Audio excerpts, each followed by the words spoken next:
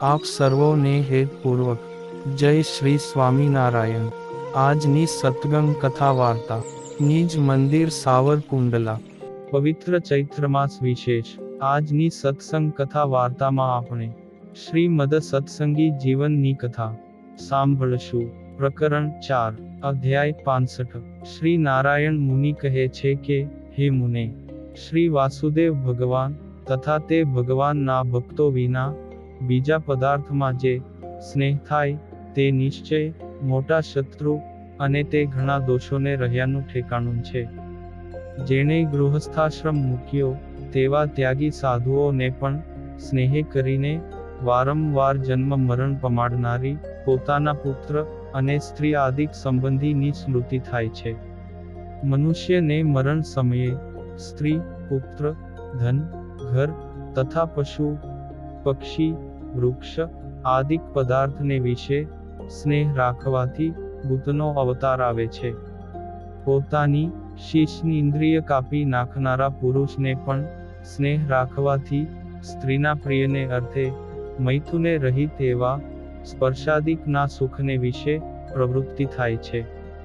મૃત્યુ પર્યંત દેહનું દુઃખ પણ પોતાના ચિત્તમાં ન ગણીને સ્નેહ થકી પોતાના કુટુંબનું પોષણ કરવાને વિશે પુરુષની પ્રવૃત્તિ થાય છે।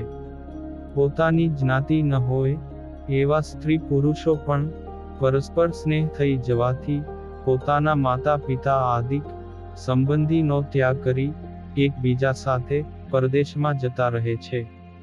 પોતાના સંબંધીજનોએ વારંવાર તિરસ્કાર કરેલા પુરુષોને પણ સંબંધીજનોમાં સ્નેહ થકી નિશ્ચય વૈરાગ્ય ઉપજતો નથી તથા તેમનો ત્યાગ પણ કરાતો નથી। મરણ પામેલા પોતાના પતિ અને પુત્રોની પાછળ સ્ત્રીઓ આપઘાત કરે છે। પોતાના સંબંધીઓમાં સ્નેહને લીધે પુરુષો જીવની હિંસા કરીને પોતાના સંબંધીઓનું પોષણ કરે છે। સ્નેહ થકી મનુષ્યો તથા પશુ પક્ષીઓ ભૂખનું દુઃખ સહન કરીને જ્યાં ત્યાંથી ખાધાની વસ્તુ લઈ આવીને પોતાના બાળકોનું પોષણ કરે છે।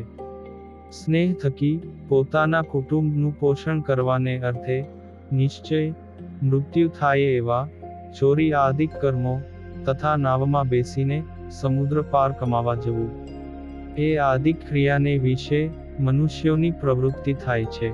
અસત્ય બોલીને અતિશય કષ્ટ સહન કરીને તથા નીચ માણસની સેવા ચાકરી કરીને પણ જ્યાં ત્યાંથી ધન લઈ આવીને સ્નેહ થકી મનુષ્યો પોતાના સંબંધીઓનું પોષણ કરે છે।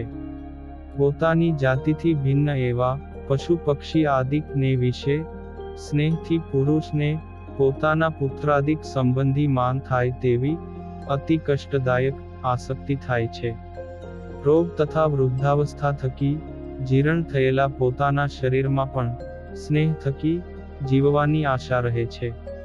મનુષ્યોને સ્નેહથી અન્યાયને વિશે ન્યાયની બુદ્ધિ થાય, પાપને વિશે પુણ્યની મતિ થાય તથા અનાત્મા જે દેહ તેને વિશે આત્માની બુદ્ધિ થાય છે। અર્થાત અસત્યને વિશે સત્યપણાની બુદ્ધિ થાય છે। રૂડા ગુણવાન પુરુષના રૂડા ગુણને વિશે પણ દોષપણાની બુદ્ધિ સ્નેહ થકી થાય છે તથા દોષવાળા પુરુષના દોષને વિશે ગુણની બુદ્ધિ પણ સ્નેહથી જ થાય છે। કામ, ક્રોધ, લોભ, ઈર્ષ્યા એ આદિ ઘણા દોષો સ્નેહ થકી થાય છે। એવો સ્નેહ ત્યાગી સાધુનો શત્રુ છે। માટે હવે ત્યાગી સાધુનું હિત કરનારા એવા સ્નેહને જીતવાના ઉપાયો કહીએ છીએ, જે ઉપાયોથી મુમુક્ષુ ત્યાગી સાધુઓ દુર્જય એવા સ્નેહને નિશ્ચય જીતે છે। ત્યાગી સાધુ પોતાના દેહ તથા દેહના સંબંધીને વિશે સર્વકાળે સ્નેહ થકી રહિત થાય। સ્નેહ રહિતપણા થકી પરમ સુખ થાય તથા પરમાત્માને વિશે પ્રીતિ થાય છે। પ્રિયવ્રત આદિક રાજા તથા દધીચી ઋષિ આદિક બ્રાહ્મણ દેહ અને દેહ સંબંધી પદાર્થને વિશે સ્નેહનો ત્યાગ કરીને પરમ સુખ પામ્યા હતા। પોતાના દેહનો જન્મ જે ગામમાં થયો હોય તે ગામમાં ત્યાગી સાધુ જાય નહીં। વળી કોઈ અવશ્યનું કાર્ય હોય અને તે ગામમાં જવું પડે તો તે પોતાના સંબંધીને ઘેર જાય નહીં. ત્યાગી સાધુ વસ્ત્ર, પુસ્તક તથા ખાધાની વસ્તુ એ આદિક પદાર્થો પોતાના સંબંધી પાસેથી લે નહીં. ભિક્ષા માગવા જાય ને સંબંધીના ઘરનું અન્ન આવે તેનો દોષ નહીં, પણ પોતાના આસન ઉપર કોઈક ખાવાની વસ્તુ લાવી દે તો ન લેવી. પોતાના સંબંધીને કોઈક આપતકાળ આવી પડે તો પણ બીજા પાસે અન્નાદિક કોઈ વસ્તુ સંબંધીને દેવાડવી નહીં. સંબંધી અને સંબંધી વિનાના મનુષ્યોને વિશે સમાન બુદ્ધિવાળો એવો ત્યાગી સાધુ પોતાના સંબંધી જનને ધન પુત્રાદિક પદાર્થોનો લાભ થાય તો રાજી ન થાય તથા તે પદાર્થોનો નાશ થાય તેનો શોક ન કરે. દેહની ઉત્પત્તિ નિમિત્તે પોતાના સંબંધીને વિશે જો સ્નેહ કરે તો આ દેહથી પ્રથમના દેહોના સંબંધીને વિશે જેમ સ્નેહ છે તેમ સ્નેહ કરે, પણ વધુ ન કરે. જરાયુજ, અંડજ, ઉદ્ભીજ ને સ્વેદજ એ 4 પ્રકારના દેહ પોતાને પ્રથમ ઘણાક થયા હતા, અને તે દેહોના સંબંધી પણ અનેક થયા હતા તેમ જાણવું. પૂર્વ દેહોના સંબંધીઓમાં હમણાં જેટલી પ્રીતિ છે, દયા છે તથા કુળાભિમાન છે તેટલી પ્રીતિ, દયા ને કુળનું અભિમાન આ દેહના સંબંધીને વિશે કરવું, પણ વધુ ન કરવું. જે ત્યાગી સાધુ પ્રથમ પોતે ત્યાગ કરેલા સંબંધીને વિશે પાછો આસક્ત થાય છે તે સાધુ શાસ્ત્રે નિષિદ્ધ કરેલા ચોરી અને સુરાપાનાદિક કર્મો પણ નિશ્ચય કરે છે. જો ભગવાનનો ભક્ત ત્યાગી સાધુ થઈને પોતાના સંબંધીને વિશે જ્યાં ત્યાં આસક્ત થાય તો તેને નિત્ય પંચ મહાપાપે યુક્ત જાણવો. તે પંચ મહાપાપ જેવા કે બ્રહ્મહત્યા, મદ્યપાન, સુવર્ણની ચોરી અને ગુરુ સ્ત્રીનો સંગ તથા એ 4 માન્હેના કોઈકનો સંગ કરવો તે છે. દેહાભિમાને કરીને પોતાના સંબંધીઓમાં આસક્ત થયાનું એવું પાપ છે. તે માટે સ્થૂલ, સૂક્ષ્મ ને કારણ એ 3 દેહથી પૃથકપણે પોતાના જીવાત્માનો નિશ્ચય કરવો. તે જીવાત્માને બ્રહ્મ સાથે ઐક્યપણે જાણવો. તે બ્રહ્મ તો પોતાને સુખે કરીને તથા ભગવાનને સુખે કરીને સુખમય છે. તે આનંદમય બ્રહ્મને પોતાનું સ્વરૂપ જાણી સર્વે માયિક પદાર્થો થકી સ્નેહ રહિત થવું. ત્યાગી સાધુ નિત્ય પૃથ્વી ઉપર સૂવે, રોગાદિક આપતકાળ પડ્યા વિના ખાટલા ઉપર ન સૂવે તથા સ્ત્રીએ ઓઢેલું ને પાથરેલું ગોદડું ઓઢે કે પાથરે નહીં.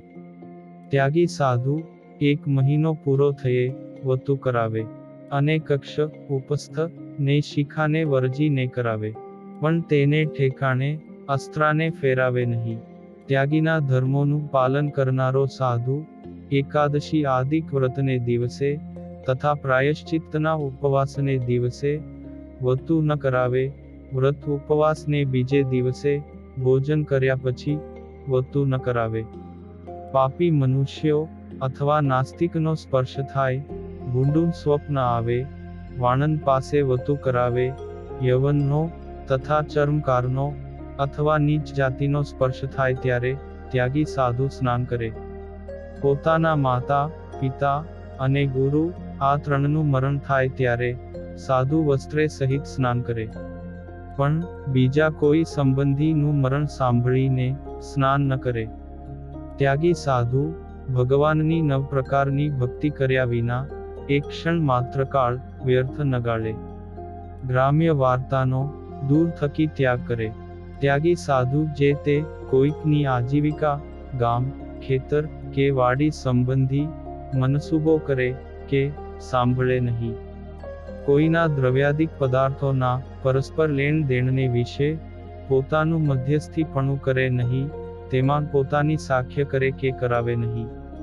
હવે રાજાના રાજ્ય કાર્યની વાર્તા, કોઈના જય પરાજયની વાર્તા, વસ્ત્રાલંકાર ને નગરની શોભાનું વર્ણન, ભક્ષ્ય, ભોજ્ય, લેહ્ય, ચોષ્ય એ 4 પ્રકારના અન્ન, અનેક પ્રકારના રસાસ્વાદની વાર્તા તથા ખેડ વણજ વેપાર, નાના પ્રકારની કારીગરી, ઘોડા, પાલખી, રથ આદિક વાહનનું વર્ણન એ સર્વે ગ્રામ્ય વાર્તા છે. એ ગ્રામ્ય વાર્તા ત્યાગી સાધુ કરે તથા સાંભળે પણ નહીં. જો કરે અથવા સાંભળે તો સ્વામિનારાયણ એ મહામંત્રની 50 માળા ફેરવે. આ કહેલા નિયમોમાંથી ક્યારેક જો કોઈ નિયમનો ભંગ થાય તો ત્યાગી સાધુ તેનું પ્રાયશ્ચિત યથા યોગ્ય કરે. હવે પ્રાયશ્ચિત કરવાની રીત કહું છું તે સાંભળો. ત્યાગી સાધુ અજાણમાં પોતાના કુટુંબીના ઘરમાં જેટલા દિવસ નિવાસ કરે તેટલા દિવસ ઉપવાસ કરે. પોતાના પિતા, સગા ભાઈ, સગી બેન તથા સસરા આદિક સમીપ સંબંધીને ઘેર જમવા જાય કે તે સંબંધીને અન્નાદિક પદાર્થ અપાવે, તે સંબંધીએ આપેલું વસ્ત્રાદિક પદાર્થ ગ્રહણ કરે, રોગાદિક આપતકાળ પડ્યા વિના ખાટલા ઉપર સૂવે તથા સ્ત્રીએ ઓઢેલું કે પાથરેલું ગોદડું ઓઢે કે પાથરે તો એ સર્વેને વિશે નોખો નોખો એક એક ઉપવાસ કરે. ત્યાગી સાધુ ગ્રામ્ય વાર્તા આદરથી કહે કે સાંભળે તો સ્વામિનારાયણ આ મહામંત્ર 5000 વખત જપે. અર્થાત એ મંત્રની 50 માળા ફેરવે. સ્નેહને જીતવાના આ સર્વે ઉપાયો મુમુક્ષુઓએ પોતાના મનમાં સદા ધારવા, સ્નેહે રહિત સાધુનો સમાગમ તથા ભગવાનની ભક્તિએ સહિત આ ઉપાયો ફળને આપનારા માન્યા છે. અર્થાત જે સાધુનો સમાગમ ને ભગવાનની ભક્તિ તેણે યુક્ત થઈ આ નિયમને પાળે તે નિશ્ચય સ્નેહને જીતે છે. માટે રૂઢી બુદ્ધિવાળા હે મુને, આ પ્રમાણે સ્નેહના દોષો તથા તે સ્નેહને જીતવાના ગુણરૂપ ઉપાયો અમે કહ્યા. હવે માનના દોષો તથા તે માનના દોષને જીતવાના ગુણરૂપ ઉપાયો કહીએ છીએ તે સાંભળો. ઇતિ શ્રીમદ સત્સંગી જીવને નારાયણ ચરિત્રે ધર્મશાસ્ત્રે ચતુર્થ પ્રકરણે ત્યાગી સાધુના ધર્મને વિશે સ્નેહના દોષો તથા તેને જીતવાના ઉપાયોના નિરૂપણ નામે 65મો અધ્યાય સંપૂર્ણ. અને હવે પછીની કથા વાર્તા આપણે આગળના ભાગમાં સાંભળશું. અત્યારે આપ સર્વોને ભાવથી જય શ્રી સ્વામિનારાયણ.